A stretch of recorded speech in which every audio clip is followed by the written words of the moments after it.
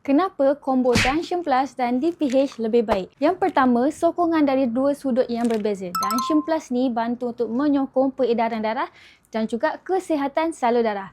Gabungan ini memberi sokongan lebih menyeluruh, bukan fokus pada satu aspek sahaja. Yang kedua, peredaran darah dan juga saraf berkait rapat. Masalah seperti kebas, saraf ataupun cepat penat ataupun kurang selesa sering berkait dengan aliran darah tidak optimum dan juga fungsi saraf yang kurang stabil. Combo ini membantu menyokong kedua-dua sistem secara serentak.